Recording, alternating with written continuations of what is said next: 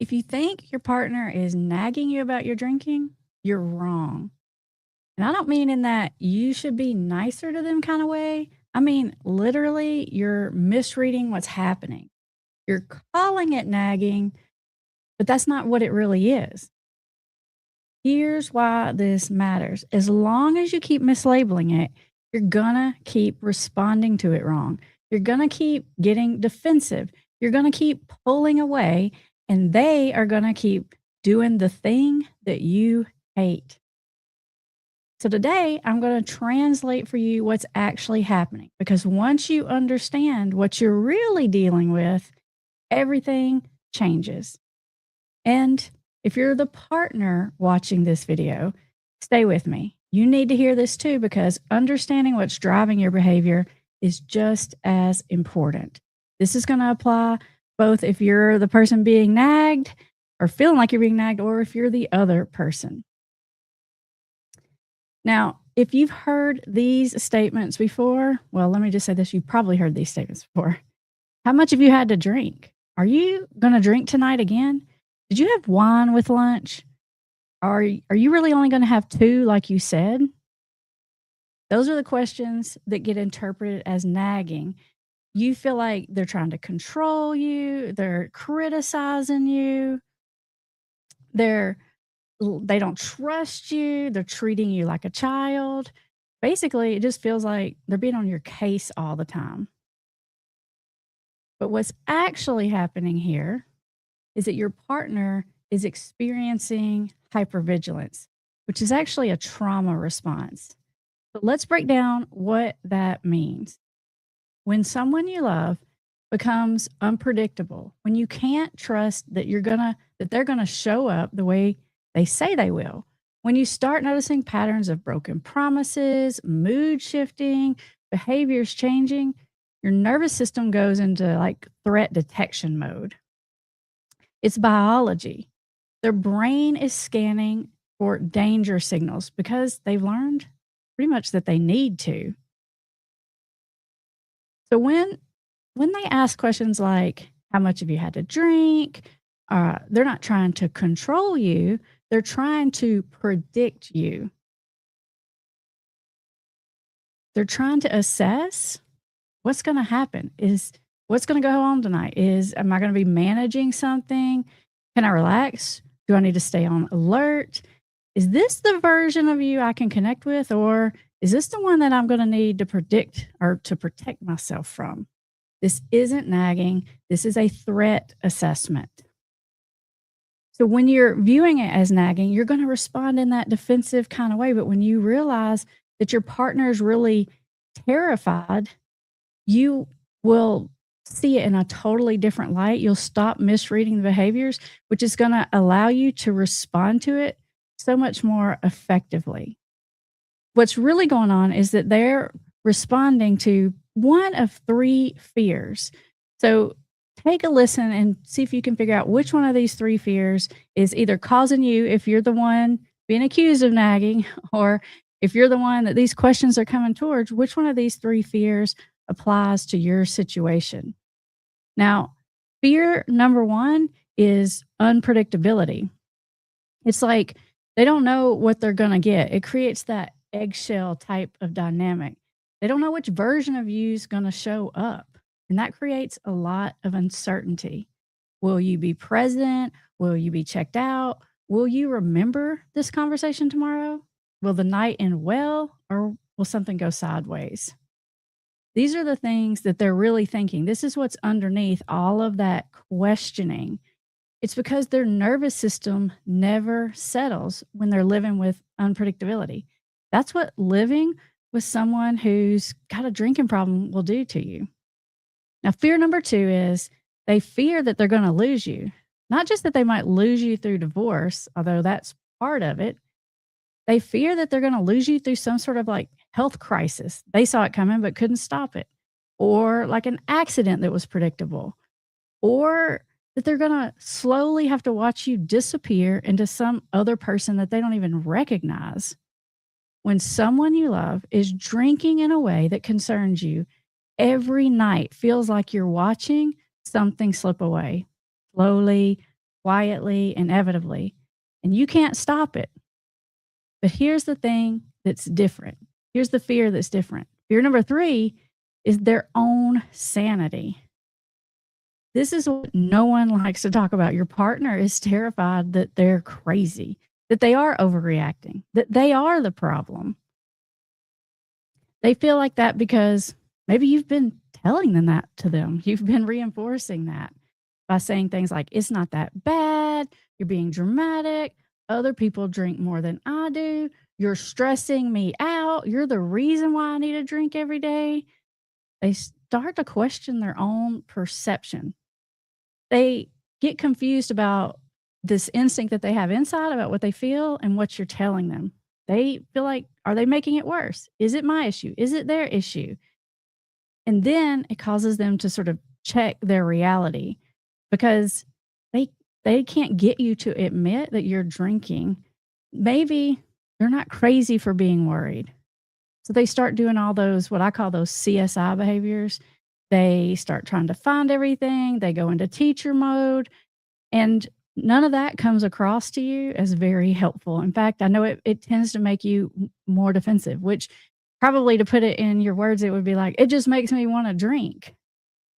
You think, I don't need you to police me. I'm a grown ass man or I'm a grown ass woman. I can deal with this myself. And when you say things like that, it essentially is just like confirming that fear that you're not seeing the problem. So all that does is like ramp them up more. They just intensify everything because their nervous system is saying, danger, danger, danger, warning. You've got to do something about this. Your family is in jeopardy here. And when they do that, you pull away more, which just reinforces that fear again. And then you're caught in this cycle, this round and round loop that it's like what they're doing feels like it's making you worse. What you're doing feels like it's making them worse. And the whole thing just gets bigger and bigger and bigger, like a snowball effect. And one thing is feeding off the other thing. Now, it's not that I'm saying that any of this is your fault, but if you're watching this and you're feeling like your spouse is nagging, I am saying that I want you to take a look at this because it is the drinking behavior that's triggering this hypervigilance. When you stop calling it nagging in your head and you realize that it's fear, you're going to stop taking it so personally because it's not about you being a bad person. It's about them being scared. You can respond in a way to what's actually happening, recognizing that your spouse is really just scared. If you'll, even that self-talk will change how you feel. If you'll say they're scared, they're worried versus they're trying to control me, you'll make different choices about how to respond, which will make them respond differently to you. And we can get that same cycle, that snowball effect, to go in the right direction. You can decide what you want to do with that information, not out of guilt, not out of shame, out of clarity, out of understanding what's really going on. Now, a number 4 fear is what's at stake. They're worried about what's going to happen if you don't, not cutting back, not slowing down, not taking a 30-day break. They feel like if this keeps going in any form, that someone they love is going to fall through the cracks, or that they're being like naive, or that they're being that partner that's just putting up with anything when they really should be leaving or doing something different. Or maybe if there are kids at home, they feel like that they're putting the kids at jeopardy. So they're constantly thinking about how this is all going to play out. And when they're thinking about that, they're ramping up their own fear, which is causing them to come at you in that way that's just making you more defensive. And we got to get you guys out of this cycle. There's got to be a way to stop this whole back and forth thing because neither side is happy with this. The question you actually need to be asking yourself is not, is my partner nagging me? The question you should be asking yourself is, what am I doing that's making someone I love feel unsafe? Now, some of you watching this might be thinking, well, their family member, their brother, their dad, their cousin, or whatever is alcoholic. So they think everyone's an alcoholic and they're projecting that onto me.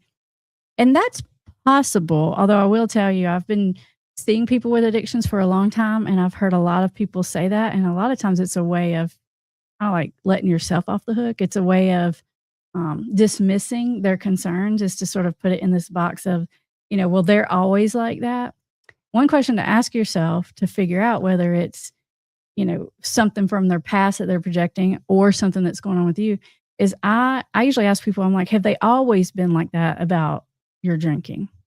And usually the answer is, "No, in the past, I used to drink with men. No, it was fine. We used to go out together. Now all of a sudden they've changed. They're not okay with it." That's a good indicator that they actually are responding to the changes that are happening in you and not just something from their past. But let's say it is something from their past, something they've been through as a kid, and you'll know because they probably bring it up a lot and he'll say, "I don't want you to end up like this or that," or you'll You'll know because they'll probably bring it up, to be honest. And then that's frustrating because you feel like that they're putting that on you when you're not even bringing that into the picture. But chances are, if they've had it in their past, they know what it looks like. And that maybe some of the past is coming in, but they are responding to what's happening with your drinking. And like I said, a good way to really know what's going on is, have they always responded that way? If the answer is no, then that means something has changed about your drinking. And they're not just overreacting, right? They're really seeing something that's changing. And I know that that's hard for you to see sometimes when you're the one that your partner is coming at with the questions and the accusations and what feels like criticism, in a way that you can sort of misdirect yourself on that is you can take any one bad incident that's happened, any one embarrassing moment, any one bad choice, any one bad fight you got in while you were drinking, or you fell asleep or something like that, too early, you missed an event, something like that. You can take any one of those things and it's easy to find an excuse for it or rationalize it. And it could be even a true, not even an excuse as in a it's not true or you're lying or something, but as in a, well, that could happen to anyone. And it's usually there's a lot of truth behind that. But if there are these things that are happening regularly or all the time or consistently, then you got to look at it different. I know that any one of those things could happen to anyone, and that doesn't mean you have a drinking problem. But when you have a lot of those things that are occurring, you got to realize that that's where the hypervigilance is coming from. It's not because you had one bad thing happen when you were drinking, unless it was like super, super crazy bad. But even in that circumstance, your partner is not necessarily going to think you have an alcohol problem. When someone thinks you have an alcohol problem, it's because they're seeing a consistent pattern over time. Trust me, they don't want you to have an alcohol problem any more than you want that to be true. They don't want that to be true either. So if they're seeing that pattern, that hypervigilance is ramping up and they really don't know how to get through to you. And I'm not saying they're doing it in all the best ways. They're probably not coming at you in all the best ways. We have a ton of videos on this channel that talk directly to family members on like what are better ways to address the situation. But today I just want you to hear this. If you are the person that you feel like your partner or your parent or whoever it is coming at you all the time, I just want you to understand that there's some validity to that. They're not just negative all the time. They're not just controlling. They're not just trying to be critical of you. There is something going on there. They're seeing something. And if you can just step back a little bit and be honest with yourself, that doesn't mean I'm saying that you're an alcoholic or you have to say you're an alcoholic. Maybe they are overreacting a little bit. Probably not, but that could be that could be the case. It's still someone that you love and care about that's scared and they're coming at you from a scared place. And if you could respond to that fear and address what's going on, you're going to get a better reaction out of them. And then, like I said, we're going to get that cycle. It's going to be going in the right direction again. You want to be asking yourself, what are you going to do when your loved one comes at you with those questions, or sometimes it feels like accusations, or even like presents you with that evidence of that they found, the empty bottles or whatever it was.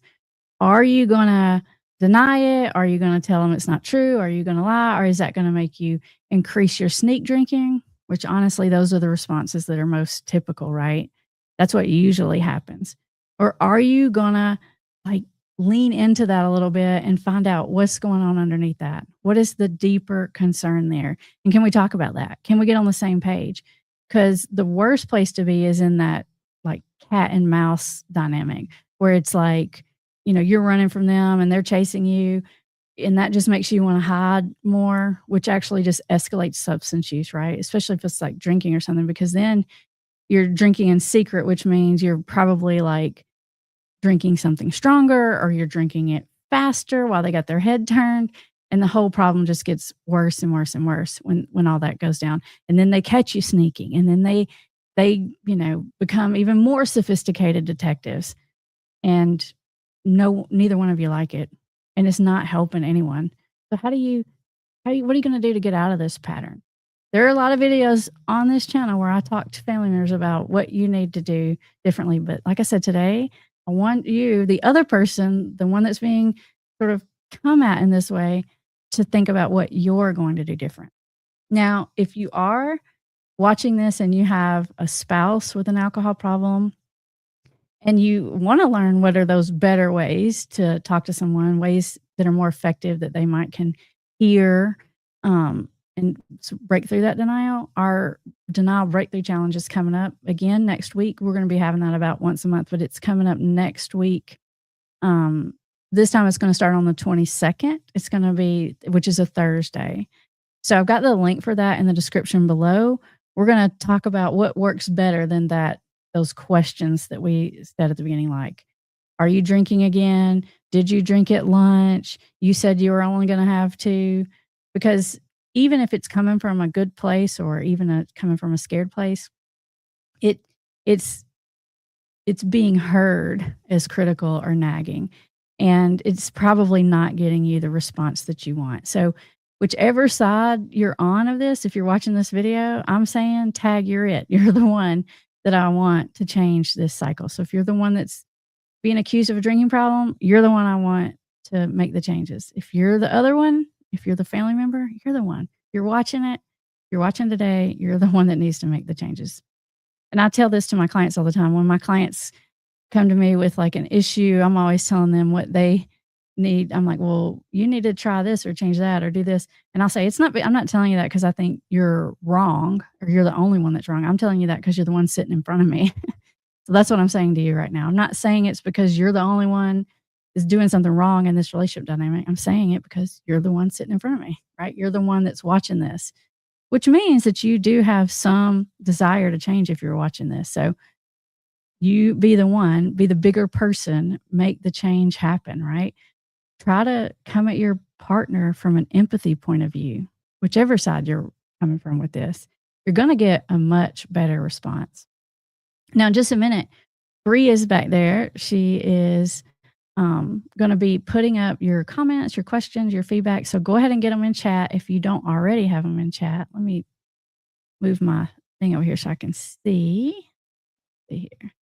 There they are.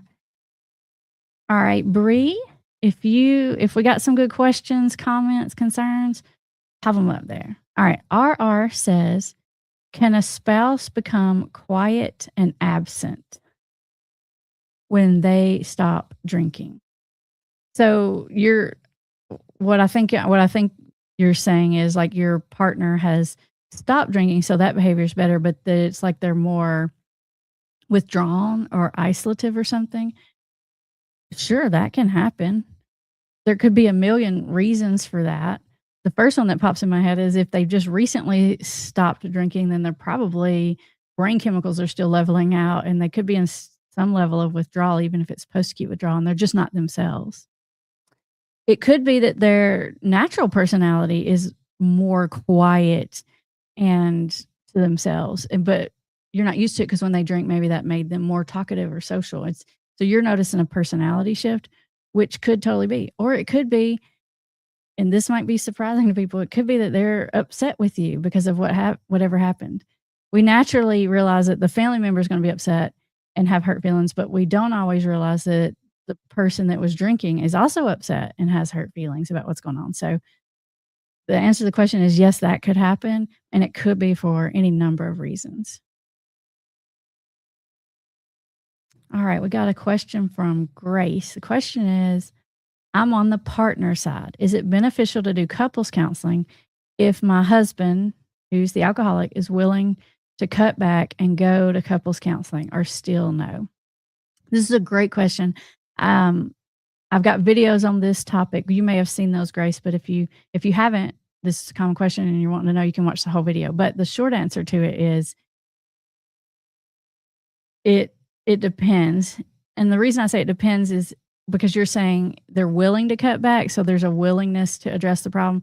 If you were telling me that they were completely in denial, I would tell you no, it's not helpful to go to couples counseling because what it ends up feeling like for the person who's being accused of addiction is it feels like going to the principal's office.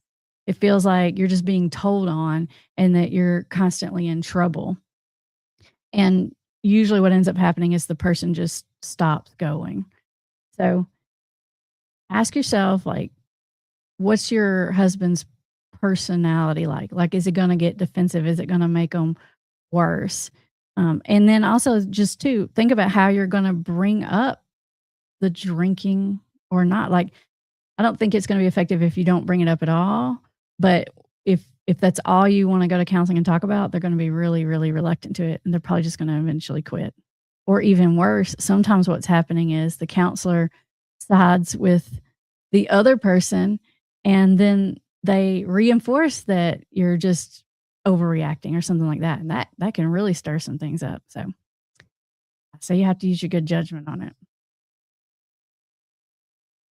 All right, Fiery 154 says, "My, alcoholic husband has been playing moderation games. Now he says that he's crashing again. You're right, the addiction will always rear up. No need to monitor." That's right, Fire. That's what I say. You don't have to chase it. You don't have to be a super secret double agent spy. It'll show itself. That's right. And what I like in your statement here is you're saying that he's saying that he's crashing again. So that's like a level of insight. That's good. So I don't like the fact that he's crashing again, obviously, but I like the fact that he's aware that that's what's happening. All right. So the question, or more from Fiery 154 says, "We did couples counseling and it only taught him more sophisticated ways to torture and blame me.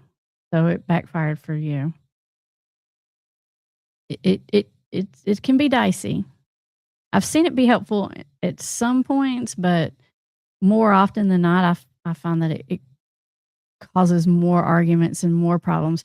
And then when the person kind of does get to a point where they're ready to change, they're even more reluctant to get help or talk to a counselor or something because if they've had a bad experience with it, they're going to be even more reluctant and resistant to it than they were before. All right. CJ says, which is Connie, I believe, "Amber, did you get new glasses? They look great." Um, I usually wear these when I'm on live, but I have a lot of different pairs because they're just cheap reading glasses. So I literally have a pair in every room. I got my kitchen glasses. I got my couch glasses. I got this is my desk and my office upstairs glasses. You can ask Brie. I have them everywhere because I'm always needing them. Let's see. Oh, you are inspirational. Thank you. I appreciate your sweet words.